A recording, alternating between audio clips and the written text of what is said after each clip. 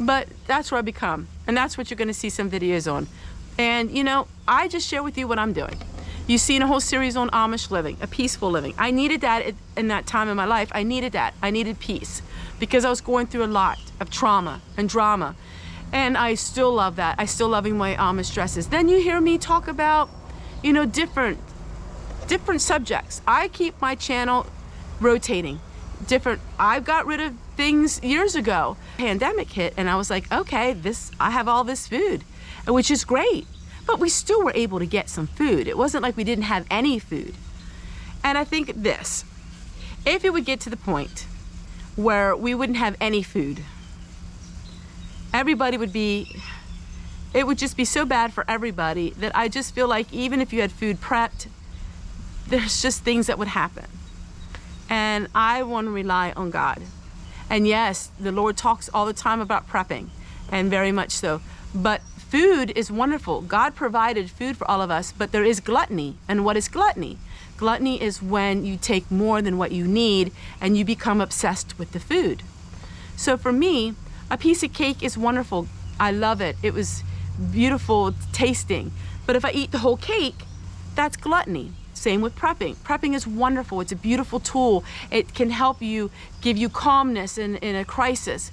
But when it gets to the point where you have to be buying skids and skids of food, then it becomes obsessive. And then it gets to that. Now, I didn't buy a lot of food. My food was free because I didn't want to go in the landfill.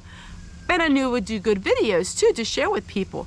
But it got to the point like, I can't do that anymore. I am 53 years old. I cannot be walking around hours at a time, you know, hauling food in and out and processing hundreds of jars of food. I just can't do that anymore. There are some people, when they get older, they stop canning whatsoever. You know, they don't can anymore. I love canning. I love food prepping.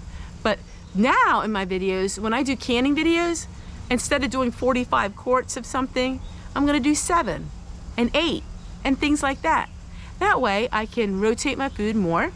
I can have a wonderful video for all of you who are smaller families, and I can feel good and not be overwhelmed by so many jars. And as we eat this food, I'm giving my jars away. A lot of my quart jars, I'm giving them to an Amish girl that is just loving it, and she's so happy for it. She has 9 children and she needs jars. And so it's amazing. And I just want to thank you guys so much. This is my thoughts on food prepping and hoarding and the pitfalls of prepping. You know, this is my thoughts. I'm not saying this is how it is for everyone. It is for me. I am going to be doing more prepping. So what are my loopholes? Well, medical prepping. That's a big loophole with me. I should have more things. We keep things on stock.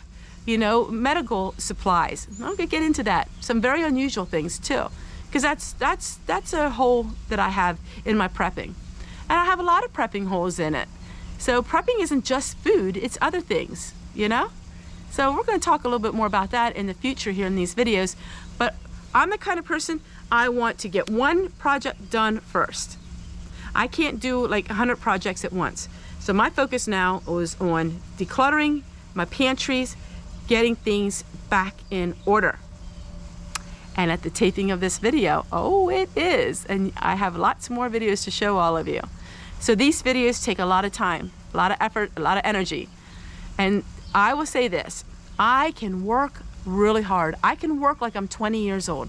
The only problem I have now is when I stop and I sit at the end of the day, I can barely get up again. I'm so tired. So I am goal-oriented. I was raised that way. So when I'm working and doing stuff, you would be amazed at how much work I can do. But then I get so tired. And then I realize the next day, I don't quite recover from it as quickly as I used to. So the next day I'm a little more tired. So the next day I don't do anything as far as major heavy work. Then the next day I do it again. Give myself some resting time. So that's what I've been doing. I lift heavy, heavy stuff. I have good muscles and good strength, but I do have to give myself one day in between to rest up. And I will tell you this, I never got overwhelmed in my life. Never. When I was younger, when I'm talking in my 20s and 30s, I'm overwhelmed with these projects. And I realized then and there, if something you do overwhelms you, then you know that it's obsessive and it's too much when it comes to prepping and things like that. So if you're prepping and it's overwhelming you, then you got to take a step back and look and say, okay, why am I overwhelmed? Is it because it's just too much? This is just something for you to think about. It's just a different spin on the prepping world, just as different ideas. And I hope that you're entertained.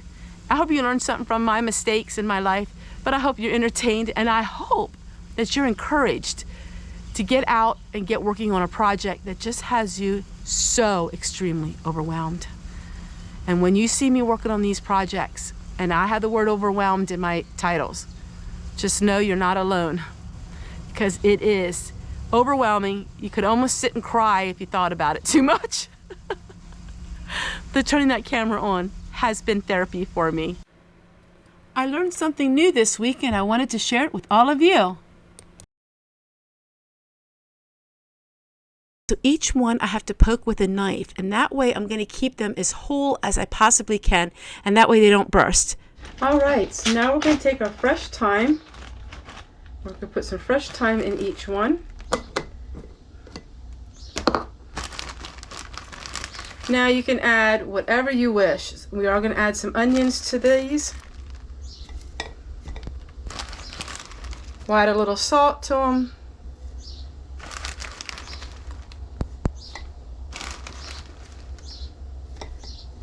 If you are putting these in a water bath, you want to add a teaspoon of lemon juice to each one. I'm actually going to be pressure canning these because it's easier for me. Now we're going to go ahead and put some onions in it.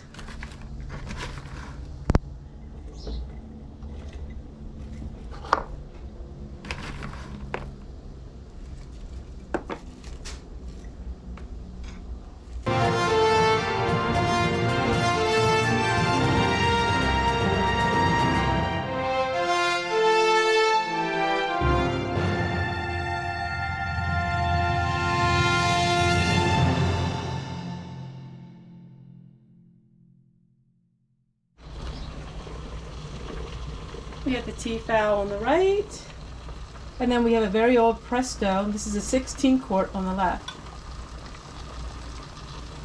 We're going to see which one builds the steam. They both vented at the same time, and we'll see which one builds the steam faster. The Presto, you have to watch the gauge and you have to turn your heat. This one, once you turn the heat back, it's pretty much okay to go. But this one, you got to keep monitoring it or it would overheat. It would get too much pressure. This one will never get too much pressure because it has a safety valve that releases steam if it gets too high. Alright, so I did pressure can them for about 20 minutes and I only used it at about 6 pounds of pressure. You can pressure can high acid foods that normally would be water bath. You just don't need to have the pressure as high. So at 5 pounds pressure, that would be like a boiling water bath. And they turned out really good. After they cooled down, I did shake the jar a little and they did seem to go to the bottom of the jar better. I really like this idea for making chilies. Also, this would be great to make for garlic bread and all kinds of things once you drain the juice off of them. Just have them tomatoes. It smelled amazing, so I really like doing this. I probably won't do that many of them in a year, but this would be really great for using them where you need just a small whole tomato, and it worked out really good. Hi everybody, I'm Homestead Tessie. Today I have a product review for all of you, and that is Grub Terra Black Soldier Fly Larva. It comes in a bag like this. Now you can buy it in different size bags. This is the 1 pound bag.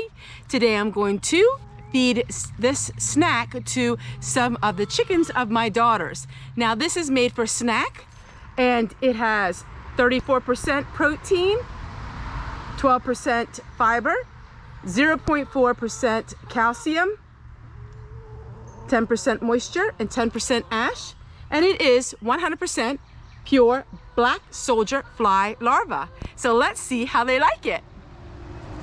When I open up the bag, they know immediately what's inside. So we're just going to throw a couple handfuls out for them. And they absolutely love them.